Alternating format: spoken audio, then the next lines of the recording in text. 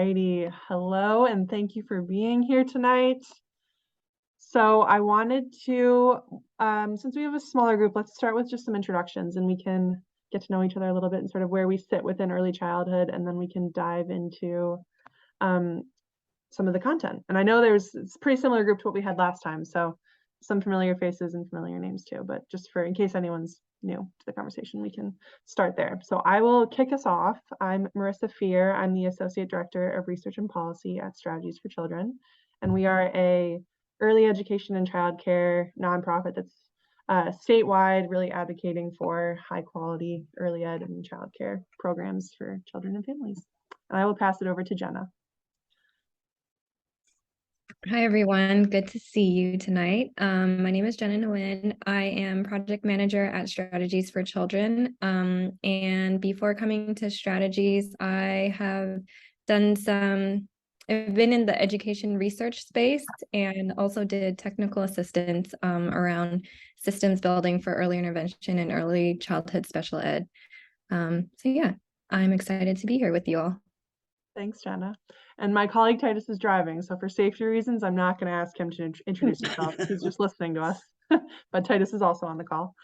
All right, I will pass it to Nola. Do you want to give yourself an introduction? Sure. My name is Nola Glatzel. I live in Truro, Massachusetts, and I'm a family child care provider. And my little school is called Earth Star Play School. I love that. Thank you. All right, Marty, go ahead. Hi, thanks also for hosting this. It's great to have it at night. I really appreciate it. Yeah. After 30 years in the classroom and opening a school and having a postmaster certificate, I took a sabbatical. Wow. So as I step back, I'm thinking about the next phase, whatever the next chapter is going to be. And I want to go back to my postmasters, which was policy and research, and I want to dive back in. Wow. So this is perfect. Wow. Yeah. Very exciting. I'm sure there's a lot of emotions around that, but very Yes. excited too. Yes. Thank you so much. All right, Patty, over to you. Sure. Hi, everyone. I have to say the sabbatical sounds heavenly right about now. In my day job, I direct the Wollaston Child Care Center in Quincy. We're licensed for 109 children altogether. We're a nonprofit agency, actually owned and operated by the Wollaston Lutheran Church. I'm also an adjunct faculty member at Bunker Hill Community College and at Fisher College. Awesome. All right, Leah, go ahead. Hi, I'm Leah Cooley, and I'm a family child care provider in Agawam, Massachusetts. And I've been in business licensed with the EEC for 25 years. Awesome. Gina. Hi, I am a family child care provider in Shrewsbury. I've had my program for 32 years. I'm licensed for 10. I guess that's it. Sounds good. All right, over to Beth. Hi, I'm Beth Seidel. I'm in Montague, Massachusetts, family child care provider. I've been family child care provider for 12 years and teaching for 28 in center-based public preschool, director, lead teacher, all the whole gamut. All right, and Mihan, go ahead. Hello, everyone. My name is Mihan Boret. I am a licensed independent clinical social worker, and my current position is family liaison at the Mather Elementary School in Dorchester. So we are part of the Boston Public Schools District. We have K1 to 5. So I do work with little ones, and then on the side, I do intake for Bay Cove Early Intervention, also in the Dorchester catchment area. Yeah, and I live and I vote in Milton, Massachusetts. It's nice to be here with you all. Thank you all for the introductions. And I thought we could start with just a quick check-in. So what we did this morning and what I'd like to do now is to really just get some initial reactions on the past couple weeks, how things are going, how everything's feeling. Are we feeling totally lost? Are we feeling like engaging on base camp's going well, that it's super confusing? So just wanting to kind of open up that space and get some initial reactions. And if you aren't in Basecamp yet, please let me know in the chat and I will make sure that you get an invitation to join. So feel free to, if you have just like a word or two that you want to post in the chat, we can start there and then I'll prompt some discussion after that. So how is everyone feeling about the agenda so far?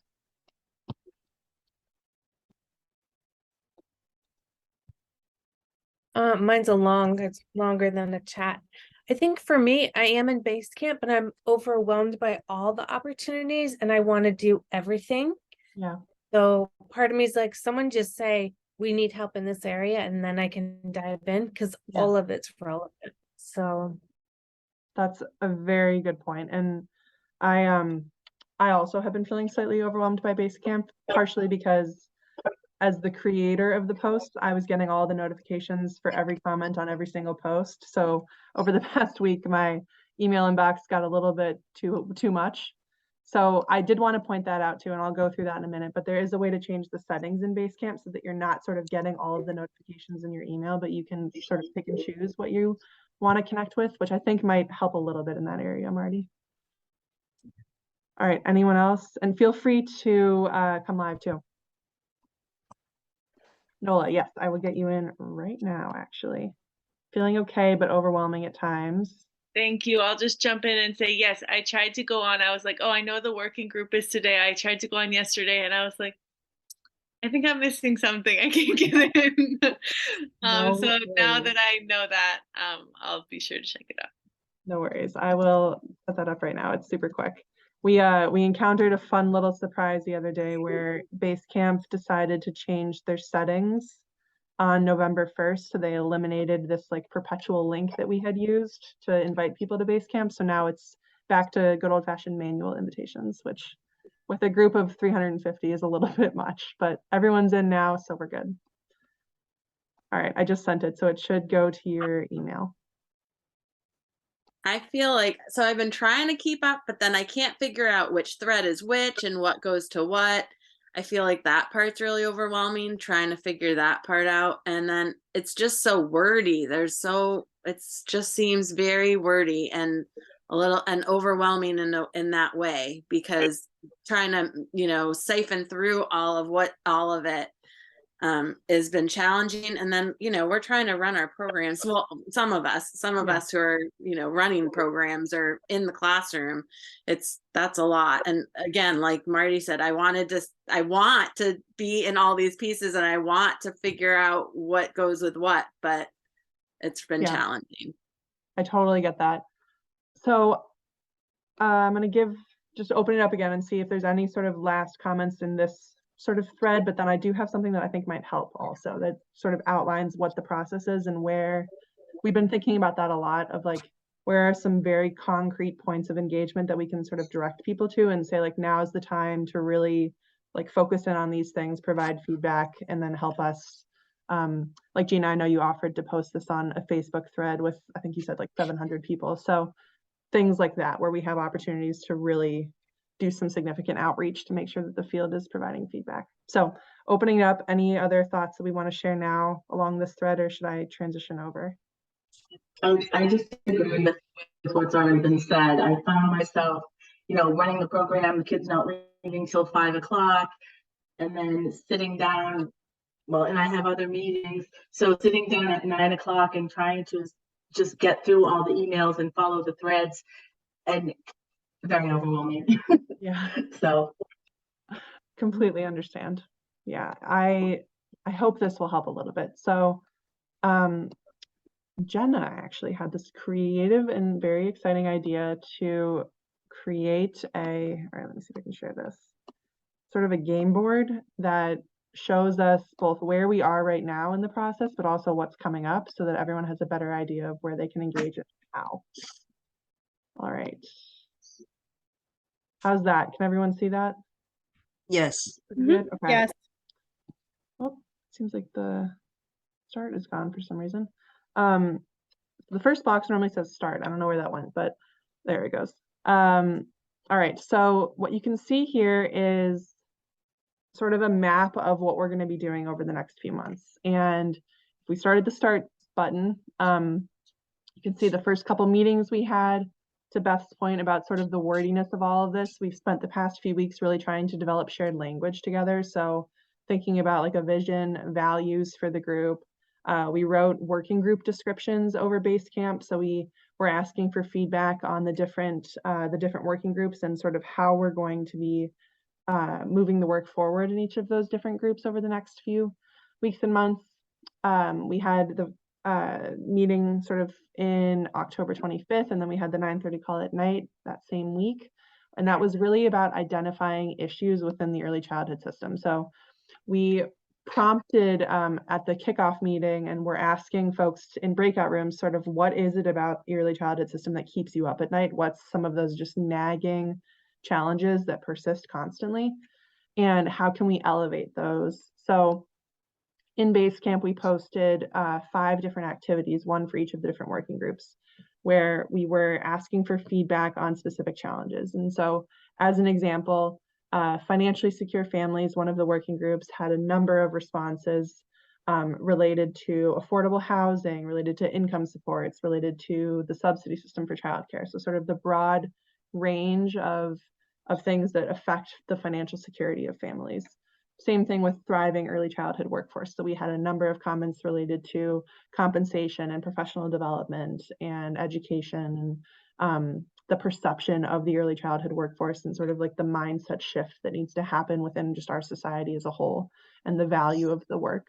So that was sort of the first step. And then what we began today and what we're going to continue over the next few weeks is to really narrow that focus so that we have 3 to 5 priority issue areas for each working group. So most of the working groups today didn't even get to that stage yet. We sort of began that process where we had some discussion around what those 3 to 5 things were. We looked at what the different responses were and then began the sort of voting process to see which of those 5 things are priorities that we can elevate. And that's going to be the next activity that we post on Basecamp to try and get some more votes and sort of input on what those priority issue areas are. So you can see this sort of red marker here where it says you are here. We're going to keep updating this document so you can sort of see where we are moving along the game board over the next few months and see like what step of the process we're at. So right now we're right there. We're really focusing on the issues, not solutions. And what I was mentioning earlier is what we have coming up in the next week or so, which is facilitation guide number 1. So that's going to be now is the time for outreach. We're going to use the facilitation guide to help us reach everyone's networks and get feedback on those priority issue areas. So we're going to have this document that sort of has a blurb describing what the early childhood agenda is, what we're trying to do, and then it'll have each of the 5 working groups have started to identify these 5 issue areas and asking for feedback on if those 5 issue areas seem like the right sort of direction to go in, or if we should consider incorporating other things into those issues as well.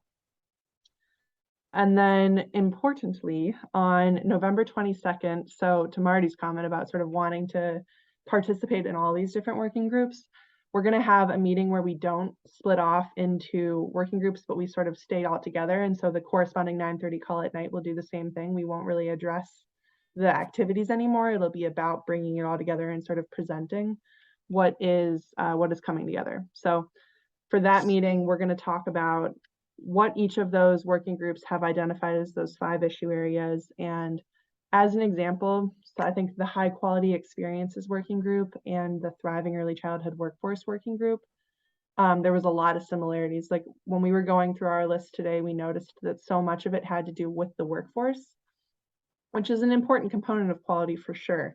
But we wanted to sort of put those into a separate folder and maybe send that to the workforce group so that they could really dive deeper in that, or so that the engagement on Basecamp could really be focused on the workforce over there. Whereas our group could think about, okay, what about the workforce leads to high quality, or like what do we need to have in place in order to have high quality for the workforce? So it's really helping us to narrow our focus, but what we imagine is that there may be similarities across the working groups. And so we might want to elevate during that meeting and say, like, okay, it might make sense if you guys in the workforce group tackle this over here, that we sort of divide and conquer the different working group topics. We're also going to start to coordinate with partners who are doing advocacy work that is aligned with priority issues. So each of the 5 working groups will have priority issue areas, and we're going to really ask partners to help us identify who's doing work in these spaces, because we want this to be something that's tied to action. So whether it's someone who is has relationships with state departments and is advocating for changes to regulation, or someone who is planning to file legislation or is sort of working on implementing legislation, really making sure that all those ties are really strong and really concrete so that we can connect sort of this this document that is sort of like dreaming of what the early childhood system could be to something that's really concrete, where we can have an action and something that we're working towards over the next 2 years. So that's going to happen on November 22nd. Any questions there while I pause for a second? Where can we see this? I tried to look in Basecamp, but definitely don't see those questions. So we just created this, or we just finished it yesterday. So we're going to post it in Basecamp this week so that it's on there and available for everyone to see and to sort of reference over the next few weeks. I was wondering for the bringing it all together meeting. Yeah. I know that it's the week of Thanksgiving, but I was just wondering if there would be a corresponding night, maybe like recap or something. Yeah, I think we're going to move that one to Tuesday. So obviously it's not going to be on Thanksgiving, but we'll do one that week as well. Yeah, definitely. Tuesday, the 22nd. Okay. Yep, definitely. And then, all right, so thinking forward to sort of early December is when we're really going to switch this and start talking about solutions. So each of the 5 working groups will have their identified issue areas, and then we're going to look at all the research that's out there, all of the different best practices or sort of resources that we can collect from everyone, and to start to change the conversation and say, okay, what's the solution to this challenge? What's something that we want to be advocating for together, pushing forward as an agenda priority? So that will happen in early December. We'll have sort of that second really intensive engagement opportunity where, as we've started to develop what some of those solutions should be, that we really want to bring that back to all the different partners and to have partners help us activate your networks and to get feedback on the proposed solutions.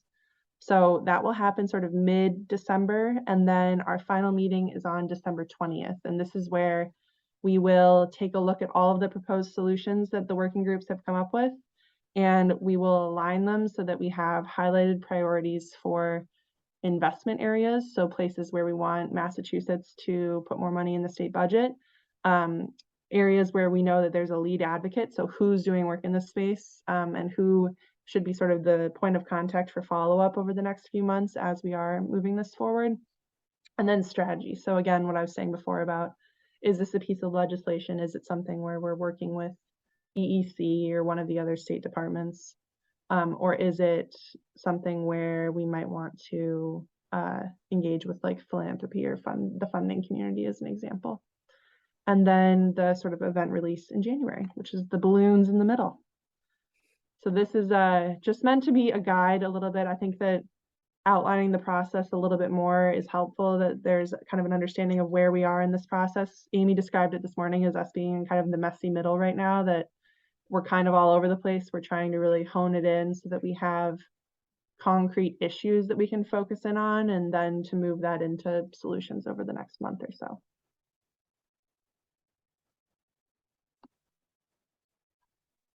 All right. So that was very helpful. Good. Okay. Yeah, I agree. It definitely provided sort of a detailed roadmap and path. Good. Okay. That's really good. Well, I'll make sure that goes on Basecamp then in the next 24 hours or so that everyone can take a look at that over the weekend and kind of have a better sense of what's coming in the future. And then Marty, to your point, I think the meeting on the 22nd for us, as well as in the morning time slot, that's going to be really a time where everyone will have opportunity to sort of provide feedback on everything. So that will be like, we're going to share what all 5 of the working groups have come up with at that point and just open it up to everyone, because I think a lot of people are in the same position where they're wanting to sort of provide feedback on all 5 of the different working group areas. So that will steal the board game tool for other projects. So that will be one area where I think that it becomes easier to provide input across different things. And then the different facilitation guides is another. The other thing I would say too is if you really want to think about the topics that you like really passionately want to work on or that care about, or things that you feel like your experience or your perspective could really advance the conversation, happy to sort of like talk through that and think through which of the different working groups might be the best fit or might be something that that you can really add your sort of perspective to. So happy to do that also. But honestly, I think any of the working groups would really benefit from pretty much everyone's experience. So I'll add that as well. So other than the overwhelmed around email, how are you finding Basecamp? I've been doing a little bit. I did the voting and all that, but Yeah. I think the trick is that we're under rapid fire because of the deadline for early December. So Yeah. maybe going forward, things will feel different. But do you feel like this is a good tool? Is it manageable for this whole new initiative? Because it's huge. Good question. Yeah, I think, it's interesting to think about as this grows, what would Basecamp feel like? Like, let's say there's 1,000 people that are participating in this. What would Basecamp look like at that point to have that many people sort of collaborating on an online tool? One of the things that we've been talking about too is to really, I don't remember exactly who said this, but some of like the comments on different activities started to become these really long chains with very, very helpful feedback, but it was hard to track it at times. So one of the things that we've talked about is to try and bring some of those types of conversations to the message boards and to have very specific, very concrete conversations as we sort of get towards the solution stage. So like, as an example, if we really want to talk and like dive deeply into credentialing work for early education and care providers and like what that should look like, what that could look like, to have one very specific conversation around that where people can pull in different resources and add perspectives, rather than having some of those comment sections where it's like 10 or 15 different conversations are happening kind of at the same time. So I think that might help slightly. That's one thing I've noticed, but I'm curious what anyone else has seen with that too on Basecamp.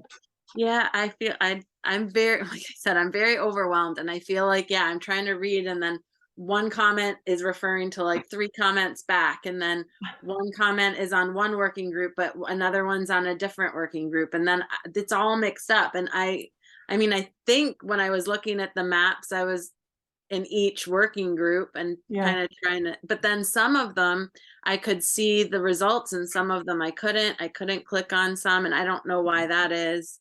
Yeah, that was probably a Maybe. setting thing that we probably could have fixed too. Sorry if my dogs come in and start barking. Calm down. Okay, so I think what might work well for the next activity, and I haven't even talked about this with the strategies team yet, but I think to the point of like we were addressing so many of the different working groups at once. I think doing like one message board for each of the different working groups with instructions and sort of the comment section right there, so that we can really focus in on just like one of the different working groups for each one. So there would essentially be 5 message boards that are running over the next week for each of the different working groups, so that the conversations sort of stay separate. And then you could, like Beth, you could go in and you could say, I really want to focus on the workforce today, and like read through that message board, and it'll only be about the workforce then. I think that might work a little bit better, because before we were posting like all of the descriptions at once, and so people were editing all of the descriptions at once, which I think was confusing. That would be a good idea, because Okay. then, like you said, if you want to choose a working group to focus on for that day or that week, you could do so. Okay, that makes a lot of sense. Well, plus then you know what you're reading about, because I feel like Yeah. I felt like I kept reading things over and over, like, wait, I read that already. Wait, this is in a different place, but it's the same conversation. I was getting very confused. Totally. No, that makes a lot of sense. All right, so I'm just going to run through this to give an example, just so you all know kind of what to look for as the activity opens up over the next week. Can I ask a question, Marissa? Yeah, go ahead, Jenna. I have a few thoughts in my mind, so sorry if this is kind of disorganized, but I'm just curious because I know you all are here at night and you're busy running your centers, working with the children during the daytime. Were any of you able to join today's meeting? Or, Yes, okay. And then will you also, and then some no's too. I Or was, anything, okay. Are you able to join the large group meeting, the one that Marissa talked about earlier about bringing it all together? on the 22nd, Like, I yes, just and- wrote it in my calendar. I'm gonna try and schedule around that. what time is it gonna be on the 22nd? It all depends on the time. 10 a.m. Yeah, 10 a.m. for the working group one, and then we'll do another one like this in the evening. And so- Um, I was a little leery on that day, so I was gonna try to do the evening if you could. Okay, yeah, we'll make sure that's Okay. on the schedule. And I'm also curious, since I know we have those meetings and then we offer these meetings, we offer engagement in base camp, but what do you think is, what's best for you? Like, how do you want to, what's the best way for you to provide feedback? Given that base camp is so overwhelming, we can like try to split it up by work groups, but what works for you in terms of engaging? Is it having these conversations during this call? Or being able to see, if some of the working group meetings have done some work and then being able to react to that and then offering input. Where at the stage do you feel like you want to be engaged, and what's most effective for you? Me personally, I think because we're so early on right now, having these meetings is a good guide for those of us who haven't dealt with base camp before. Yeah. As the process goes on, these meetings may need to be less, or because we can engage in base camp at that point a little better. I think right now we're just kind of unsure of it for right now. I think for me, this is helpful because it's a smaller group to talk about what the issues are, so that I can then hopefully in a week or two be able to jump in. I haven't been able to make the 9:30 since since COVID actually. So I've missed them over the last year. But I think at this point feeling overwhelmed, but having a little bit of a brainstorm around what, like more briefly, what each one would be for. Like Marissa was saying, maybe we have expertise that we're just not sure where it would fit in best, because it is quick. We only have a couple of weeks to get the work done. For me, that would be helpful. That's super helpful. Okay, I think this might help then slightly. So I'm going to use my working group as an example. I know we used this during our last meeting together too, so the first sort of tab here is the brainstorming tab. That's where we were asking everyone to provide input over the past couple weeks. So you can see, I think many of our responses made it on here as well. So this is just sort of like to get everything out there. What we did next was we started to group them together. So we tried to find sort of commonalities between the different statements, and I'll give a couple examples just so you can kind of see what we were talking about, but here's one. So the early childhood system does not incentivize or support the development of high quality programs and services. And then you can see underneath that, there's a number of sort of original brainstorms that we've kind of grouped into that category. So things that we're talking about incentivizing programming or funding for programs. Another one that came up was policy and practice is not grounded in child development and brain science. So at the where we've sort of left off and where I'm going to post the activity was this voting stage where I asked everyone to allocate sort of 5 votes. So if you had to pick 5 things from this list and say like, these are the 5 biggest challenges that I'm seeing that are preventing us from high quality experiences. And then you can see on the results page where we got was sort of, I think we have 5 to 7 of them that are pretty close and the others are a little bit further behind. So one of them is, it's unclear to programs what is high quality programming. There's huge variety and many programs lack quality improvement plans. Policy and practice is not grounded in child development and brain science was another one. There's one over here. Recruitment and retention of qualified staff capable of high quality programming is a challenge. Early childhood system doesn't incentivize. And then where's one more? the importance of early childhood programs and services isn't well understood and doesn't line up with how they are viewed in society. We don't prioritize children and families. So as a starting place, I think those 5 were the ones that seem like they're kind of rising to the top for the quality work group. I'm curious if there are any thoughts on, do those 5 things seem like they are right? Are those some of the biggest issues that we have related to high quality experiences? Maybe we can do just a minute. I know it's already 8:30, but if we could do like a minute or 2 of feedback on that, and then I can share some of the next steps for how you can sort of continue to provide feedback on this in Basecamp over the next couple weeks. So Marissa, I have a quick question. Yeah. Can we go into each of the working groups and cast a vote, 5 votes, or is it just 5? Oh, you can. Yeah, you can do Okay. 5 across all 5 of the working groups. Okay. I feel like what was voted on, I actually did vote on this, now I'm recalling. Nice. But I agree with the priorities that people voted on. I feel like there's not any like common understanding of what a high quality experience in early childhood is. Yeah. And so there's a lot of people doing their best, and there's not a lot of like group understanding or information coming out. Like there's so many different types of professional development.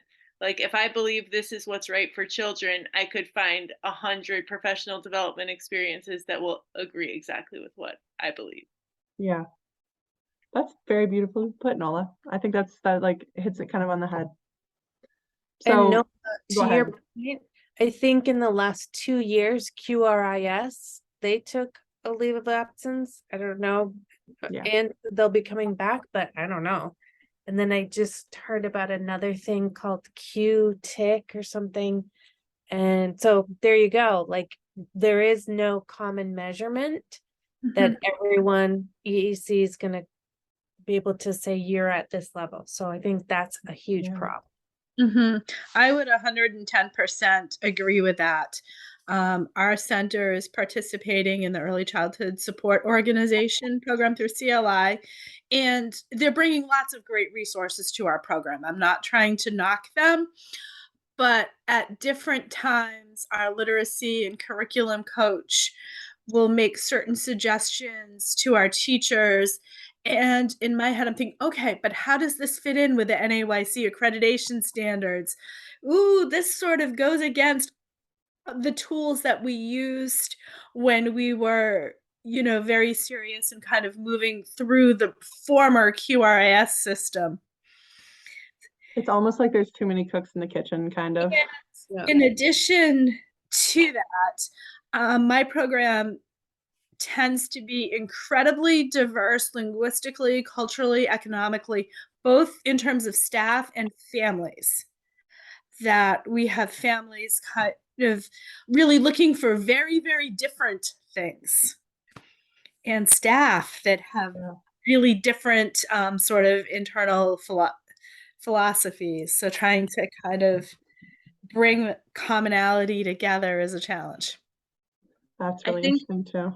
I think quality is so hard and ambiguous to really make into a concrete thing like a QRIS, because I find that like QRIS drove me nuts because I felt like I'm trying to jump through hoops to prove that I'm quality, but I know I'm quality. I've in the past had wait lists.